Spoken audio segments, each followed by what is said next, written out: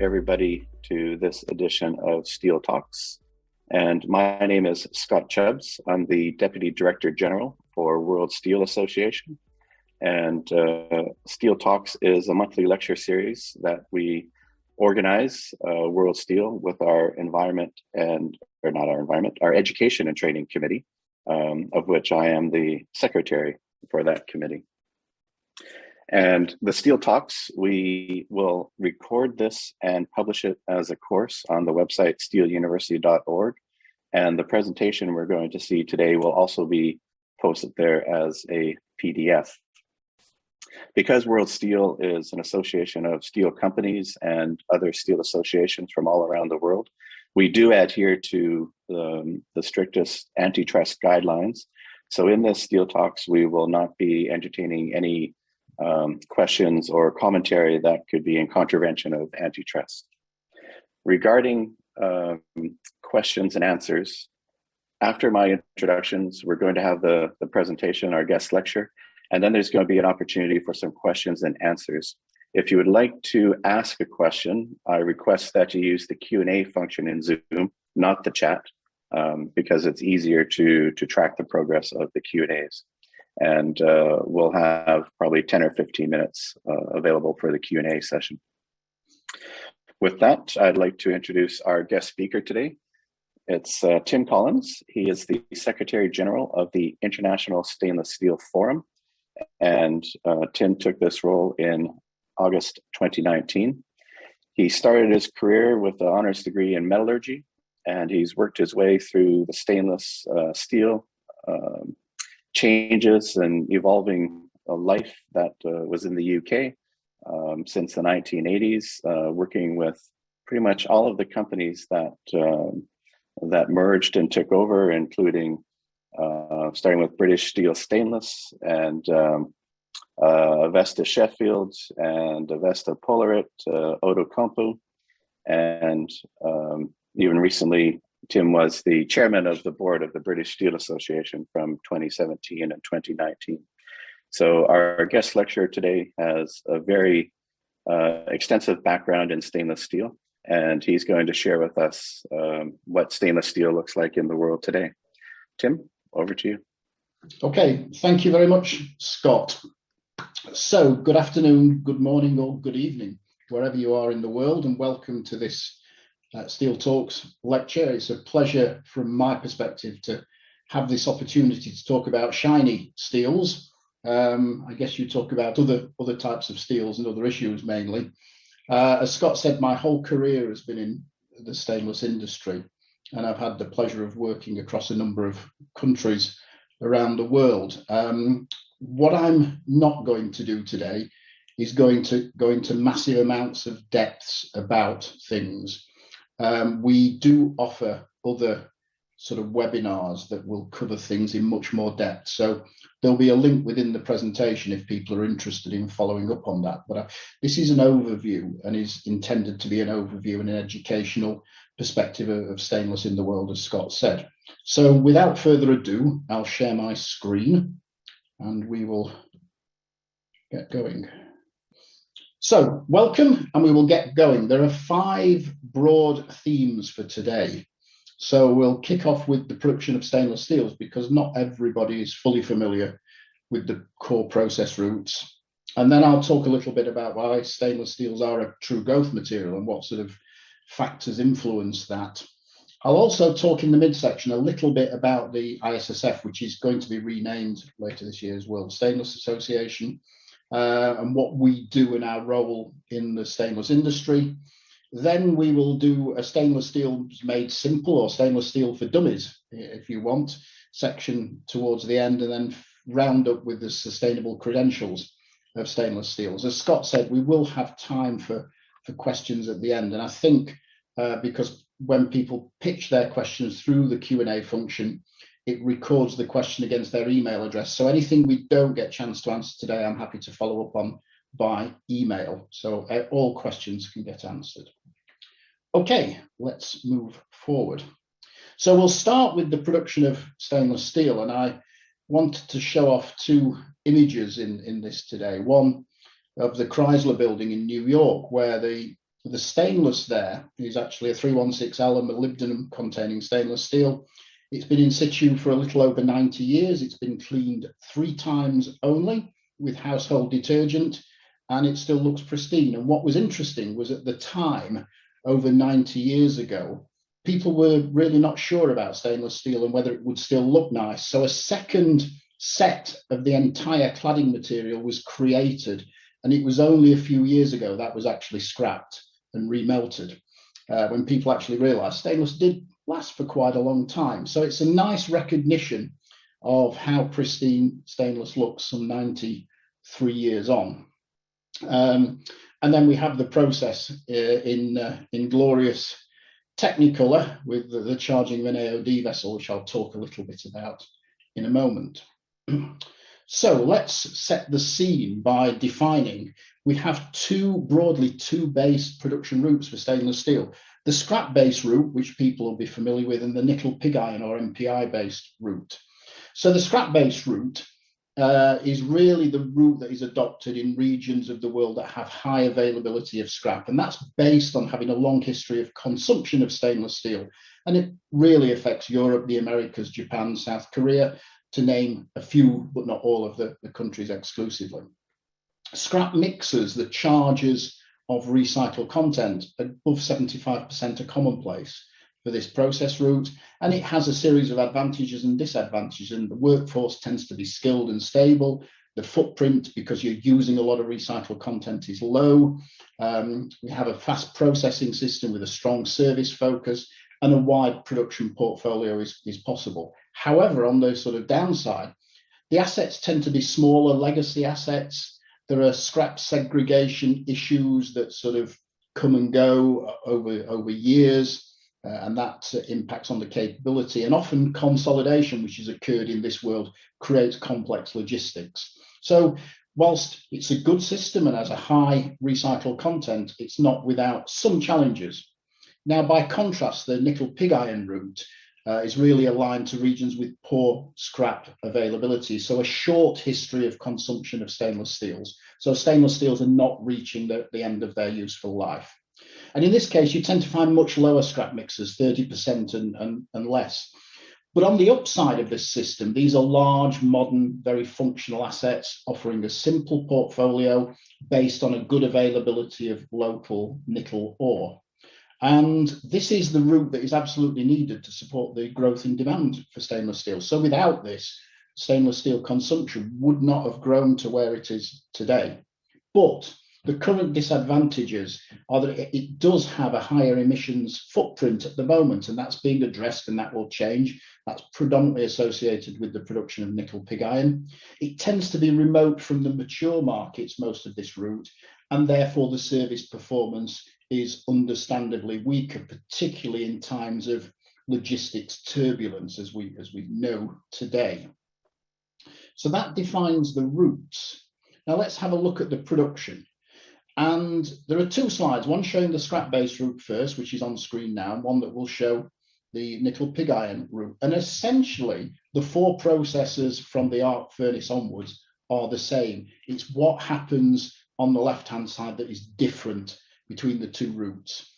What's interesting first in the scrap base route is we don't charge just stainless steel scrap. There is an element of carbon steel scrap. And whether you call that recycling or upcycling, I'm not sure yet. But that's one point to know, that we're not just melting stainless scrap. And then you've got the ferro alloys. There is no nickel pig iron in this system, and a few other alloys added to make up the total charge.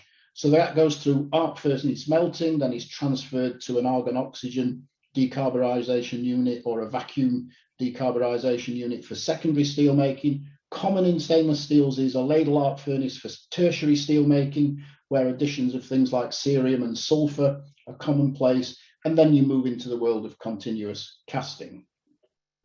So for the nickel pig iron system, it's the same 4 processes on the chart, but now you see the makeup of the feed has changed, with nickel pig iron being typically 50% or maybe higher. You have a significant amount of ferrochromium because nickel pig iron lacks chromium content. Tends to be small amounts of stainless scrap, very low or zero carbon steel scrap, and then a few other things added, particularly ferro-nickel, because you don't necessarily get all the nickel from nickel pig iron. But then it's the same basic processes. So that's the two routes compared and contrasted. But just to say a little bit about nickel pig iron. So nickel pig iron is produced predominantly from what's known as nickel laterite ore, which is found in the sort of regions like Indonesia in the world. And that's made up with coking coal and aggregates through a smelting furnace that generates nickel pig iron. So you can see on the bottom left, the composition of the laterite ore going in. It's very low in nickel. And then you can see the nickel pig iron content on the right, where you have about 10.5% nickel. Of course, there's a range of nickel pig iron analyses produced, but this is just guidance to give you an indication. So these nickel pig iron ingots, as they're then classed because they're cast into molds, are then ultimately charged back into an arc furnace. So this is a pre-production step, just to give an impression. And it's, as I said, an important part of the overall growth in demand. But now let's move downstream. So once we've created a cast product, we're into the hot rolling cycle. And I've shown on the top section of this slide the typical flat products route, and on the bottom section, the typical long products route. So flat products would be rolled on a tandem or a Steckle mill. For those people not familiar with a Steckle mill, it's a reversing mill with hot coilers either side of the mill. It tends to be preceded by a roughing mill that will take the slab from maybe 200 millimeters down to 25 millimeters in something like 7 passes. And then that transfer bar, as it's known, goes into the Steckle mill, and the piece is reversed in and out of the hot coilers. For long products, you tend to have a combination of billet bar and rod mills. Some of these are combined units and some are standalone units. And from that, you can produce bars which tend to be straightened and peeled, or rod coil, which can be used on its own or drawn into wire and things of that nature. But that is the essential process route. For flat products, you go through hot band, annealing and pickling, cold rolling, which may be repeated for very thin gauges like 0.4 of a millimeter, a final annealing and pickling, and a temper rolling operation. But that sums it up, the key process steps. Now, so having understood the process route, let's talk about stainless steels, and are in fact a growth material. And I've started this with a very colourful image because people will probably say, hey, is this really stainless steel? Yes, it is. And this is the American Museum of Natural History in Kansas, and a very spectacular stainless construction. And we're very proud to be associated with this because there aren't too many colourful stainless installations around the world yet. So what we know, and I'll show this on a chart in a minute, is the production and consumption of stainless steels grows consistently, and it's greater than 5% per annum as a compound average growth rate. And that's been evidenced since 1980 at least. So a lot of history there of consistent growth. What's interesting is, though, the end of life scrap lags by some 20 to 25 years. And there is a broader range of the amount of time stainless is in service, because in construction, materials in service for 50, 60, even 100 years. You've seen from the Chrysler building, that's now in its 93rd year. So there are some long service life installations around the world, but it is very much market sector dependent, and things associated with domestic use, so domestic appliances, tableware, electronic goods, have a very short life, and the stainless gets recycled very fast, in some cases less than 10 years, but other market sectors are much longer. There are broadly 6 big market sectors. You can subdivide these down, of course, but building infrastructure is an interesting and growth area for stainless, particularly as stainless is adopted now into new standards for construction. And the latest AISC standard that came out at the end of last year, AISC 370, is specifically now focused on stainless in buildings. We also have automotive transport, and for internal combustion engine vehicles, exhaust systems have to be stainless today, but many other components as well. And particularly as we make the transition to electric vehicles, you see plenty of uses for stainless steels within the battery array. So plenty of opportunities, not just historically in automotive, but going forward. And then there are other transport uses, shipping tankers, particularly for chemicals, and railway wagons for chemicals and liquids, very frequently now made from stainless steels. Then you have the industrial machinery sector, with examples like distillation columns and heat exchangers, particularly in things like ammonia production. A fair chunk of stainless is used there as one good example.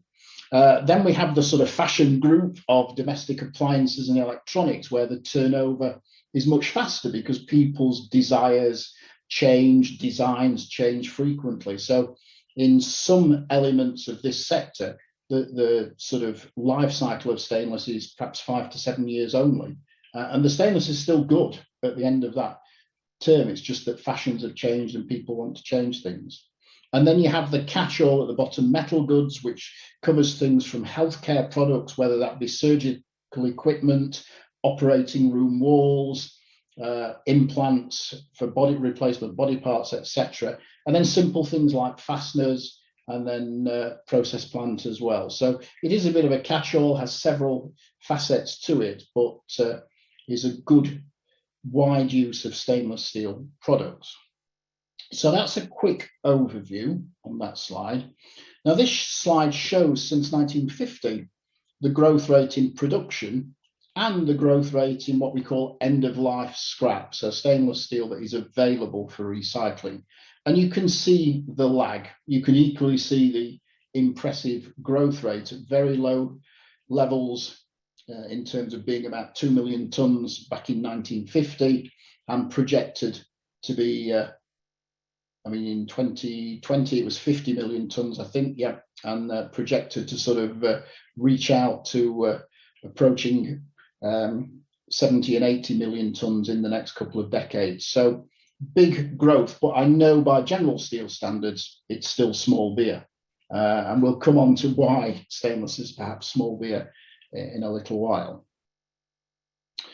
Now, one thing that's interesting to look at, considering these 6 end-use sectors, is how much stainless of the total amount produced each year goes into these sectors. What is the average service life, and how the hell is it recycled? And what's interesting when you look at this chart is that there are 3 of these sectors that are really dominant. So you've got building and infrastructure, industrial machinery, and metal goods accounting for the lion's share of stainless consumption.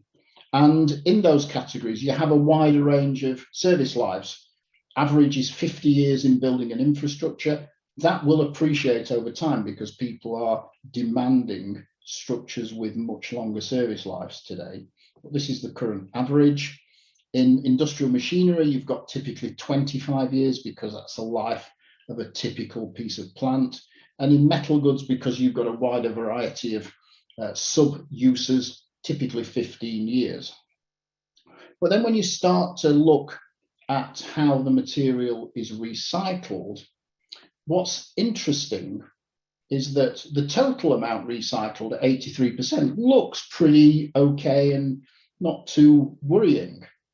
But the real concern is that actually almost 30% of stainless at the end of its life doesn't come back to the stainless industry. It's downcycled, I would argue, as carbon steel. And that's a bit of a headache because in the carbon steel world, do you really want these heavy chromium-laden scrap elements in your mix? We would like them, and I'm not sure you want all of them. So that is one area we need to focus on. And as you've seen from my earlier slides, we're using carbon steels as well, and that's because we need more iron units. So there is some kind of trade-off across the 2 facets of the total steel industry that could be had for mutual benefit here. And then probably The other big concern is the amount of stainless that goes to landfill. The numbers quoted vary between 15 and 20%, but it's of that order. So 17% is pretty much in the middle. And a lot of this is domestic waste that is just not segregated, but could be. And a lot of it is complex items where it's very difficult to get stainless out. And you accept there will be some loss. But I would argue about half of that loss to landfill is recoverable based on evidence we're starting to see. So a big opportunity for the industry there on two grounds. So if we move on now and consider, what is actually driving the growth in stainless consumption? And really there are sort of five big features. One, the top one is really important, is mass urbanization. We know, and this is projected way into the future, that more and more people will live in urban settings. And that means there needs to be investment in sustainable buildings and resilient public transport systems. So great opportunities for stainless in both of those areas. But it equally leads on into the next sort of headline feature here, the growth in gross domestic product per capita, because the more people you have in these urban settings, then their wealth naturally goes up. That's proven. And then it drives in turn desires to own interesting things. So people start by buying more domestic appliances, and they all contain stainless, and things move on. And whilst these features drive up the use, they drive up the use of stainless on a repeated profile very quickly, because, as I said a few minutes ago, the average life of some of these things is very short, 5 to 7 years. So it keeps feeding the stainless demand. There's also the need to consider scarce resources. And I've just put one example in here to illustrate what we're talking about. But critical losses, as we start to suffer from the ravages of climate change, are becoming more and more important to us as a society. And today, 30% of our treated water, destined for homes, for offices, for other uses, never makes it to the consumer. It's lost in the pipeline. And of that, more than 90% is lost in what you'd call the last meter, between the main feed pipeline and the property. So the bulk of losses are in that small section right up to your house or your office or whatever. And it really comes down to material choice at the moment. And there are a number of sort of lighthouse cities across the world, Tokyo, Seoul in South Korea, and Taipei in Taiwan today, that have made the switch to stainless installations, and their losses have gone away almost in an instant.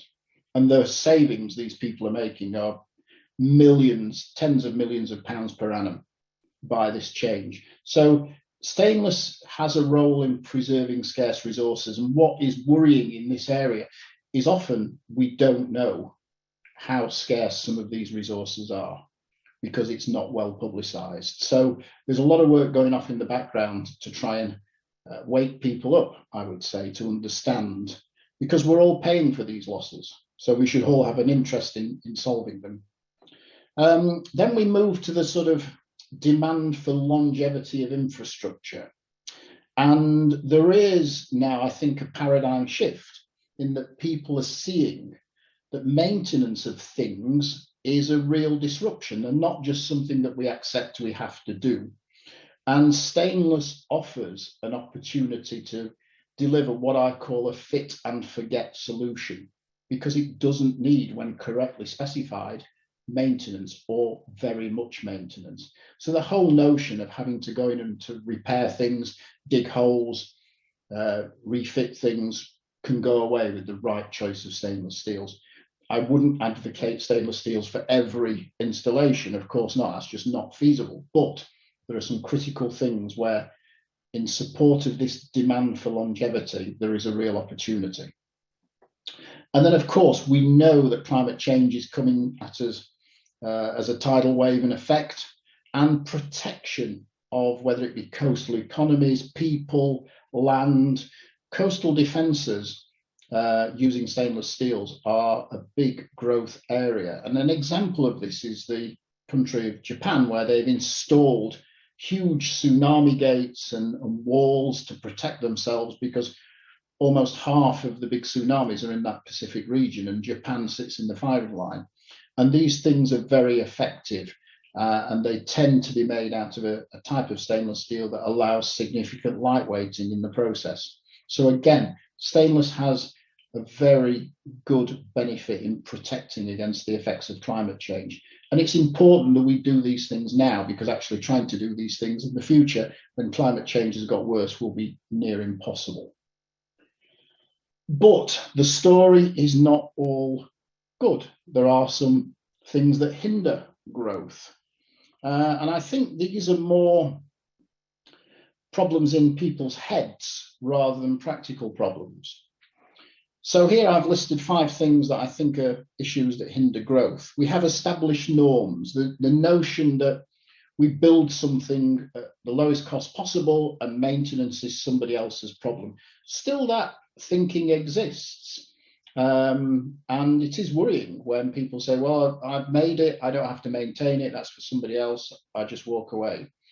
And this notion of we've always worked this way, we've been successful consistently, we're fine. But often these approaches become blinders to future success, and that's well documented. And it needs a cultural shift to break away from these established norms and think about life cycle costing in the process rather than upfront costing.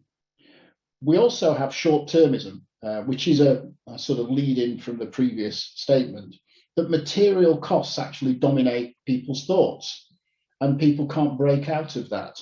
So the opportunity to sell a finished installation for a profit is still highly compelling to people, and people are measured by that rather than the opportunity to build something that will last for a long time without much intervention. So we have to change mindsets there. We also have the notion of cultural rigidity. Organizations that forget things or unlearn things they've been taught about modern approaches. And that is quite common in many parts of the world. And it takes some time. I've been guilty of it myself, so I know it takes time. The 4th feature here I'd like to illustrate is probably a little different. Stainless is seen as a competing material, not, as I would argue, a complementary material. We're not talking about replacing the world with stainless. We're talking about using stainless in critical components, critical parts. So it's complementary. It allows other benefits such as lightweighting. So reinforced bar made from stainless in critical components allows a reduction in concrete cover. Very simple. So there are opportunities, and the amount of stainless you need doesn't detract from the total reinforcing bar market for carbon steels. So it's about thinking in a complementary term rather than a competing term. And then there's a general ignorance still, I think, in parts of the world.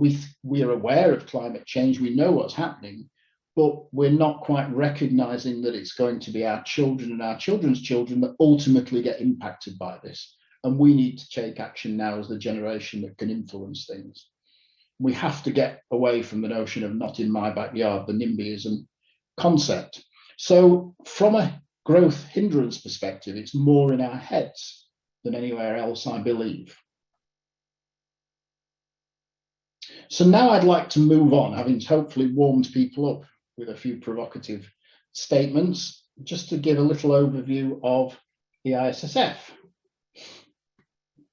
So the ISSF, the International Stainless Steel Forum, also known as the World Stainless Association, is a not-for-profit research and development organization that was founded in the mid-90s, and it serves as a focal point for the global stainless steel industry. And our vision is to sustain our future with stainless steels, not change the world, just sustain our future.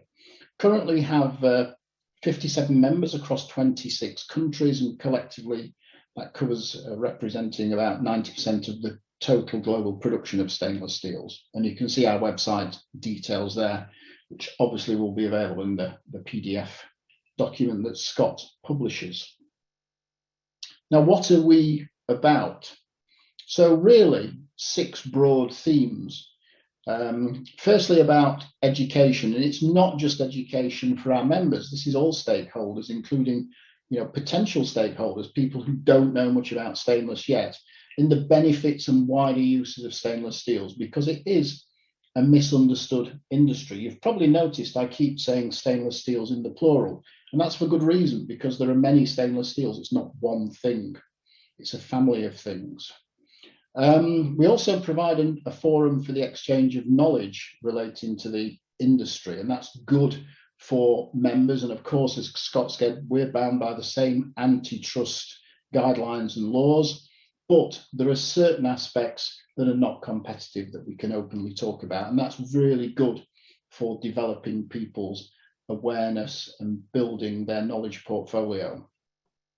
We also undertake research into key aspects and uses of stainless steels. So this is about sharing best industry practices in, as I said, non-competitive areas, identifying and communicating new and compelling applications for stainless steel. And we have several task forces looking at new opportunities, and I'll say a bit about that on later slides. But then also providing clear evidence and about the health and safety features of stainless steels. And a great example of that has been the recent COVID pandemic. There was some evidence put forward, or a suggestion put forward, that actually coronavirus and similar viruses last for a long time on stainless steels, when actually it's not quite as that headline message would have you believe. So we can deal with people's concerns and fears quite adequately with the body of knowledge we have at our disposal. We also share industry statistics and economic outlooks to allow our members some clarity about what the future looks like and what things they should consider in their future planning. So of course, there are no guarantees with this, but the information is much appreciated and much sought after by our members. Equally, we work on the development of sustainable solutions using stainless steels, and the example of the water pipes project I gave a couple of slides back is one aspect there. These are the sort of things we work on, and we provide credible evidence to show people how they can improve performance and preserve these scarce resources. And then on behalf of the industry, we undertake everything that's necessary in defense of our brand's reputation. And that comes from a variety of fronts. Some you would never quite imagine, and some you certainly would, but we do a lot of work there to support our members and the whole industry. Now, on top of that, we're running 6 committees routinely, and I'm not going to go into the detail of them, but they cover market development, both for flat products and long products, health and safety issues, because there's no competitive element there, the notion of sustainability and how that links into both the market development committees and the promotion of stainless as a material, economics and statistics, which is a very strong group because people want to know what the future economic outlook is likely to be. And then raw materials, where we look at how to capture more end-of-life materials particularly, but understand the influencing factors that will affect availability of key raw materials and end-of-life materials in different parts of the world.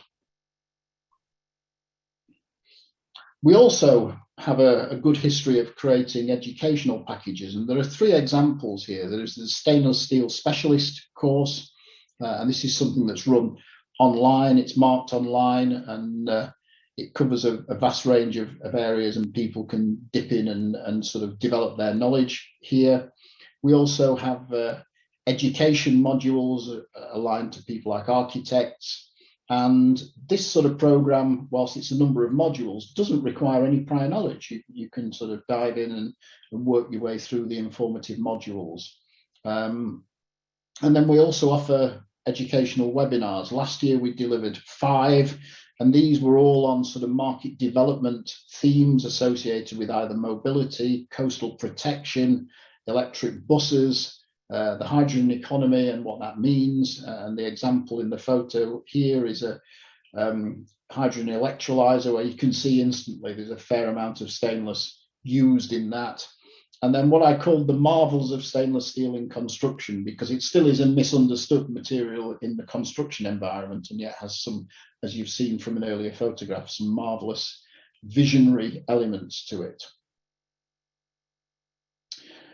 We also have within the ISSF what we call Team Stainless, and this is a partnership, broadly 4 organisations at the core of this: the Chromium Development Association, the Molybdenum Association, and the Nickel Institute, plus ourselves.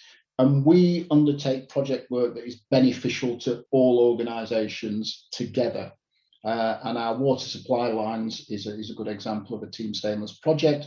We also have the benefit of support from other organisations, so the Nickel Study Group, Eurofer, the German Scrap Association, and the Steel Construction People, ARAP and SCI, which brings a lot of additional benefits to this core group and specialisms that we don't naturally carry.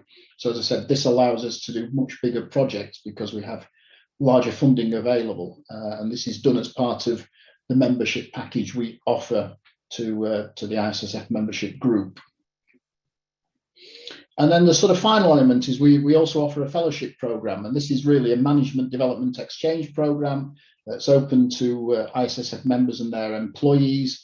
It's aimed predominantly at high potential employees, and they work on specific projects, of which we have many available for people to choose from. And it helps people advance their future careers, but also develop their understanding of how to take a concept to market, for example. So this is something that we've offered routinely, and fellowships can range from short term, 6 months on a specific project, to 2 years typically. So I'd now like to move on and do stainless steels made simple. And I think I should wrap this up in the next 10 minutes. And this will be stainless steels made simple. So firstly, stainless steels were invented just over 100 years ago, initially in Sheffield in the UK, but German and American versions came very close afterwards. Some would argue at the same time, but hey, that's always going to be a debate given the pride of these 3 countries. But they are a family of stainless steels containing at least 10.5% chromium. There are 4 strands to this family with, as I said, over 100 different grades. And they resist corrosion due to the presence of what's known as a passive layer. It's an invisible film of chromium oxide, which is self-repairing if damaged. So unlike paints or anything like that, you damage that, you have to repaint. With the passive layer, it repairs itself. And you can enhance the corrosion resistance by adding other elements. So molybdenum plays a huge part in resistance against what's known as pitting or chloride corrosion, which is prevalent in seawater environments, for example. So this graph shows essentially the impact of chromium. Once you get to the right of this vertical dotted line, the 10.5% plus chromium area, then the corrosion rate is incredibly low. And when you're to the left of that line, you've got increasing amounts of corrosion as the chromium content diminishes. So let's quickly look at the stainless steel families. You have on the left the Martensitic group. This is where it all began with Harry Brearley's product. And this only has modest corrosion resistance, but coupled with high strength. You then have the ferritic group, which have reasonable ductility and corrosion resistance and are resistant to what's known as stress corrosion cracking. Then on the right, you have the austenitic group. This is what most people are familiar with the 18A, 1810 stainlesses that are used in domestic ware. This has good strength. It's a highly formable material, good to excellent corrosion resistance depending on the grade, and even has excellent ductility at very low temperatures, has no transition between ductile and brittle. And then in the middle, we have the new kid on the block. The new kid on the block in our case is 90 years old. The duplex stainless steels, which combine the best of 2 worlds, the best of austenitics with the best of ferritics. But whilst they are an exceptional group of stainless grades, they're very unwell known, I would say at this stage, and only represent about 2% of the total market share. But a note of caution, if you choose the wrong stainless, it will still corrode. And what you have to know is not just the operating environment, but the extreme operating environment, how it might change, loadings on the material, and that all helps choose the right grade. And there are so many cases I've seen around the world of people choosing the wrong grade of stainless and then are disappointed and then don't want to choose stainless again. It's that little bit of knowledge and education that makes the difference. So a couple of quick examples of how to think about this. This is something that we talked about a moment ago, pitting corrosion, and you can plot on a simple chart the proof strength of different steels versus what is known as the pitting resistance equivalent number. And the higher the number, the more resistant the steel is to a saltwater type application. So I've put down the middle a red line, which is the basic seawater threshold, not the absolute, because seawater has varying chloride concentrations. So this is just a basic seawater threshold to give a simple indication. Everything to the left will rust in seawater and everything to the right will resist corrosion. The more salt in the seawater, the more you need to move to the right of this chart. But what you will see there is some stainlesses do not like seawater environments. They'll rust too, which just illustrates the point. Stainless is not one thing in terms of its corrosion resistance. And sadly, carbon steel, as I think most people will know, rusts much more quickly. Then we have the comparison of stress strain curves, which is interesting. And this compares typical steels from the austenitic, ferritic and duplex group with both carbon steel and aluminium. And the one feature I'm trying to illustrate here is the energy absorption characteristics. And using carbon steel as the base with an energy absorption index of 1, what you see is across the stainless family, some quite differing numbers, austenitic and duplex being much higher, ferritic being much lower. And aluminium, just as a contrasting material, also doesn't look so attractive. So this is again why understanding stainless against the application becomes important. And then finally, this is just a quick look at comparative attributes. You can read this at your leisure, but really this is there to illustrate that not all stainless steels are good in all areas that you might want to have as on your attribute list. And there's perhaps only duplex stainless steel that ticks all the boxes here. So it just gives a ready reckoner of how to consider the most appropriate stainless before you get into detail. So we'll now wrap up with the sustainable characteristics of stainless steels. So this is a slide with a few interesting quotes on. I would argue that stainless steel is a recycling ready material that is a powerful contributor to the circular economy. Also, because of its high strength, it offers significant lightweighting potential in all applications and usage sectors, not just the common ones. It has a very low life cycle emissions footprint. It's long-lasting, maintenance-free, non-polluting, hygienic, doesn't require any surface treatments. It eliminates the need to employ scarce or polluting resources to maintain or replace components, items and installations. So used in the right areas, it avoids a lot of typical maintenance problems. It is a long-lasting material. We say stainless will last for a little over 100 years. That's only because the industry is just 108 years old. But it is the fit and forget solution, rightly chosen, no problems. And soon, we're on the verge of this with stainless. We will be able to produce this from renewable energy. It's on the not too distant horizon, and trials are underway already, as they are with carbon and low alloy steels. So I'd now like to move in the sustainability world to life cycle costing and illustrate this with a little example from Mexico. So back in 1941, a large pier, which you can see to the right of this photograph, was built using 304L stainless steel reinforcing bar. And in 1969, a small pier was built in the bottom left-hand corner of the photograph using carbon steel reinforcing bar. So this photograph was taken around 1969. Let's move the clock forward. 40 years later, this is how things looked. Quite a dramatic difference. The old large pier and causeway still looked very pristine, and the 1969 pier has disappeared. And that's just an example of how quickly structures that you think are built well, installed well, they've been thoroughly designed because of features you're perhaps unaware of and don't see, disappear quickly. And this is the sort of comparison of a duplex stainless steel in this application. And what it shows against the carbon steel that was used was that there is no doubt the acquisition costs of the material are completely different. Duplex stainless, much more expensive than the carbon steel. And this is what drives a lot of decisions today.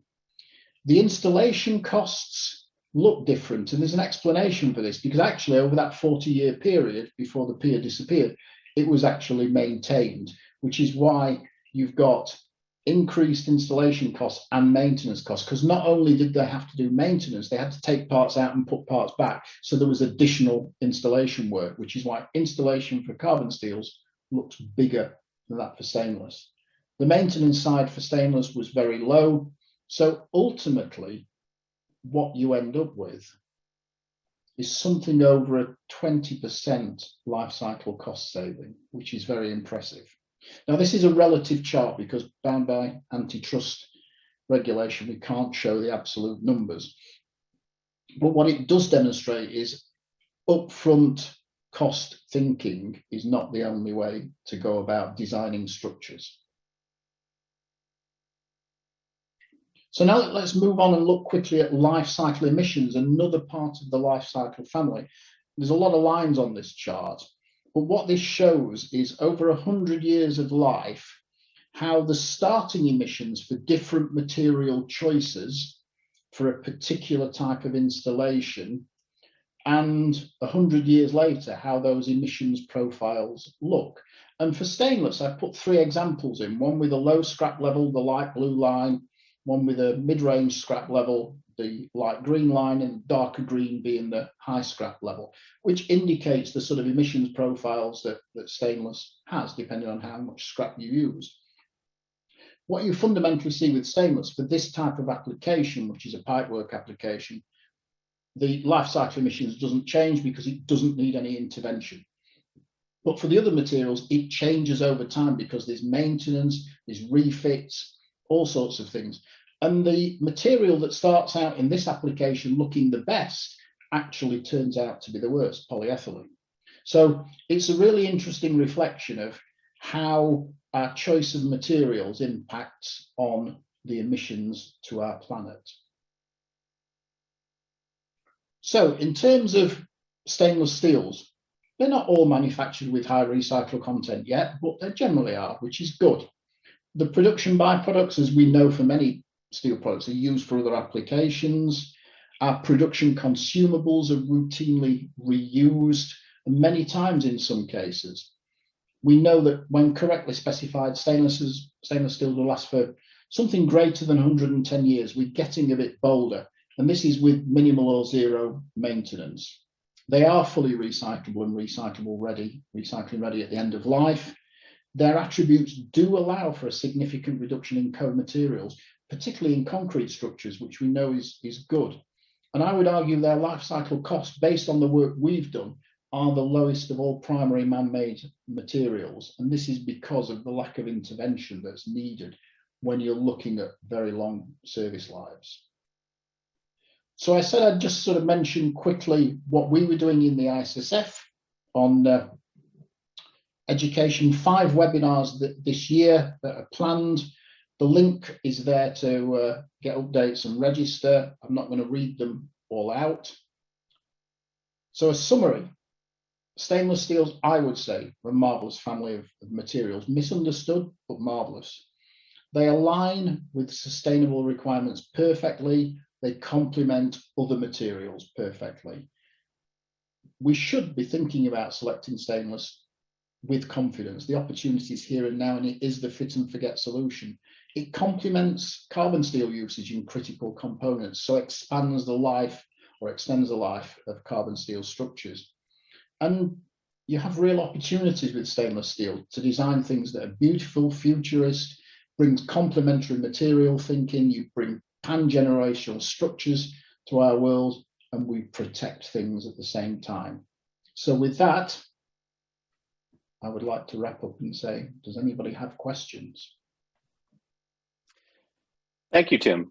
Excellent presentation and overview of stainless steel. I invite everyone, if you have a question, submit it using the Q&A function. We have about 10 minutes left for questions. Tim, if you want to close your presentation, and then we'll just see our beautiful talking heads. Let's start with a question from Marta. And I think you said you had 5 webinars in 2021. Are those available? Can people find those? Yes, they're all available on YouTube.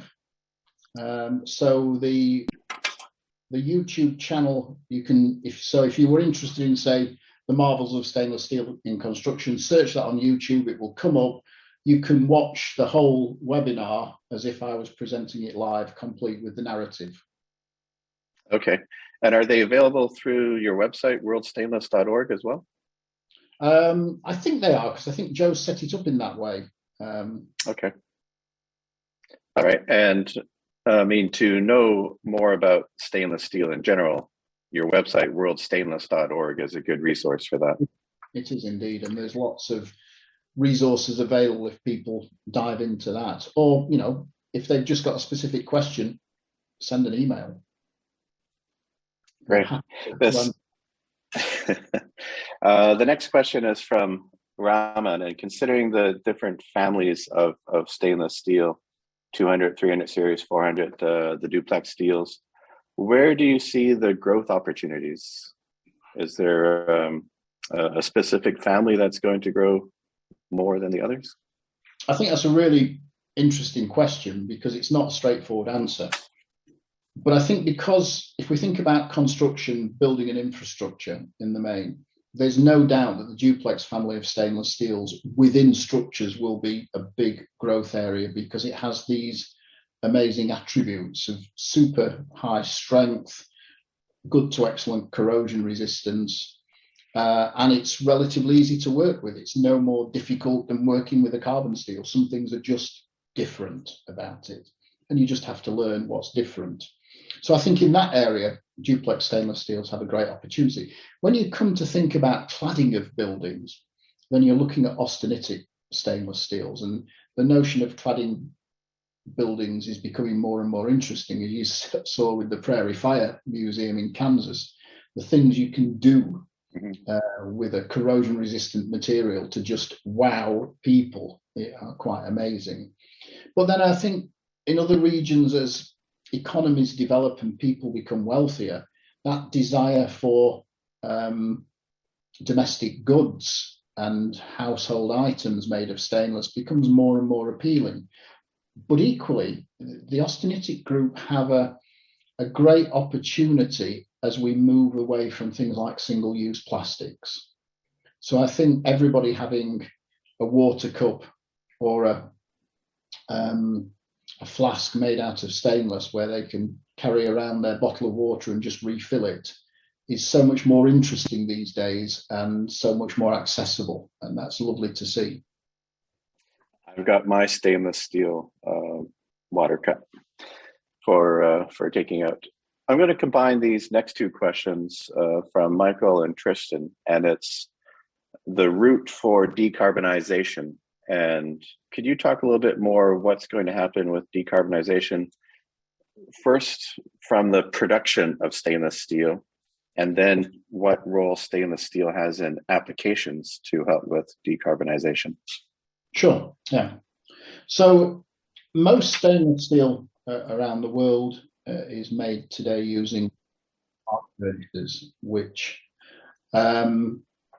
obviously consume a lot of electricity. An arc furnace with an annual capacity of, say, 750,000 tons a year will consume as much electricity as a town or small city with about 350,000 people, just to put things in some kind of context.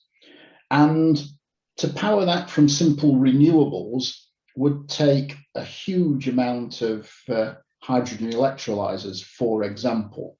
So I think it has to be a combination to get to renewable electricity of small nuclear power plants and traditional renewables to provide the overall electrical input required. The beauty of things like hydrogen as a mechanism for recreating electricity is that you can store it, as the power profile of electric arc furnaces is horrible. You switch on for whatever it is, 90 minutes at horrendous power consumption levels, and then switch off for 30 minutes. And that's the electricity generator's worst nightmare. So I think there will be a change. There are trials being undertaken. It will be progressive, but it can be done. And I think that's well understood already.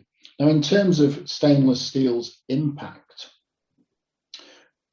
the beauty of stainless steel, not only can it be recycled so you don't have to dig things out of the ground, is you can, when it's correctly specified, you can install something that will need no more intervention. And just to put this in the context of human frustration, one of the things I think we're all frustrated about is when we're driving our cars, and hopefully in the future that's electric or hydrogen vehicles and not internal combustion engine vehicles, we get frustrated by the amount of maintenance works on our highways. And of the pollution today created by internal combustion engines, a significant part of it comes from standing traffic all over the world.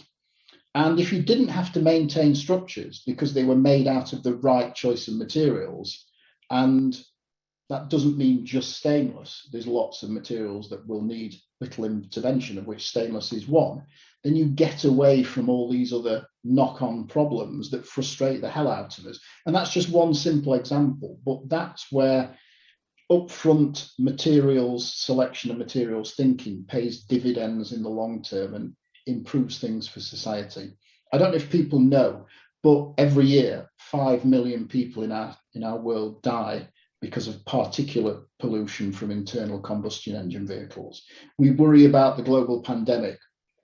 Pollution is far worse. Right. Next question is from Meki. And how can someone access stainless steel statistics? Would they go to your website, worldstainless.org?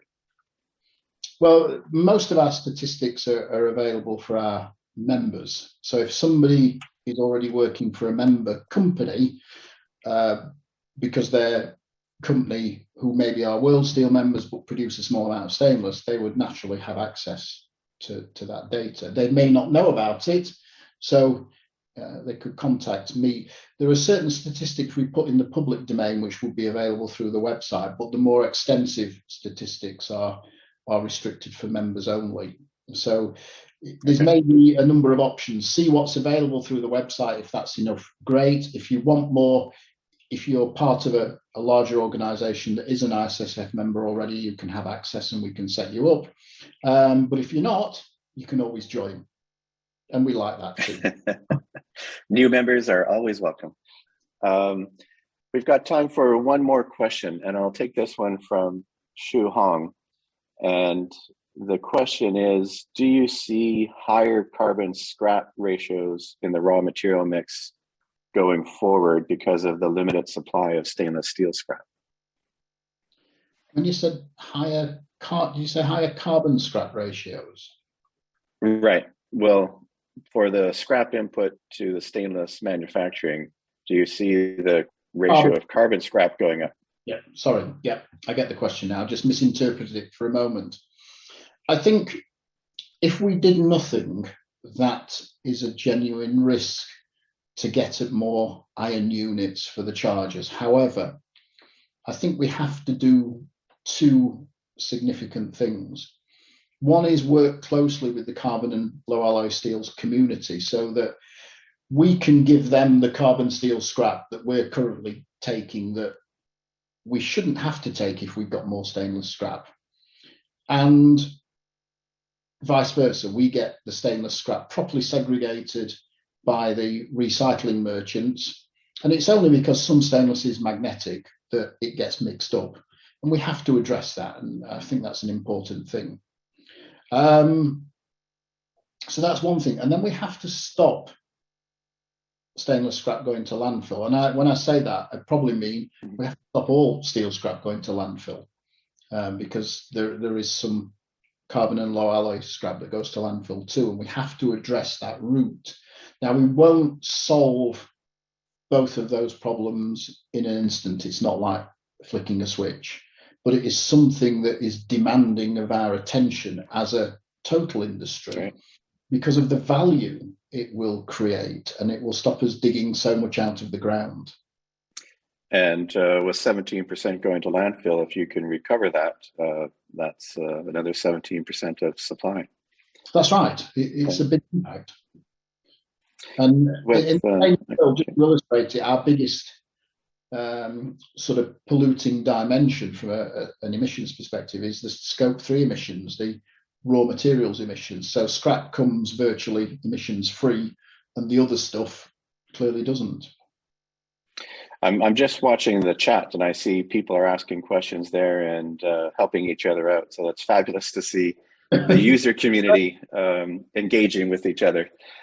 We've come to the close of this Steel Talks, and there's a few questions that haven't been answered, and Tim has graciously agreed to follow up those with email. So I'll provide that list of questions to Tim, and if your question wasn't asked during the live session, there will be a follow-up with that. So Tim, I'd like to thank you very much for an excellent presentation, very informative. I'd like to thank the audience for joining us today. It's so nice to see everybody from around the world have an interest in Steel Talks and in stainless steel today. And the recording of this lecture and the PDF of the presentation will be made available on steeluniversity.org, and we should have that up and published by Friday. So with that, thanks everybody. Thanks, Tim, for this Steel Talks, and we'll be back in a month with the next Steel Talks. Thank you, everyone.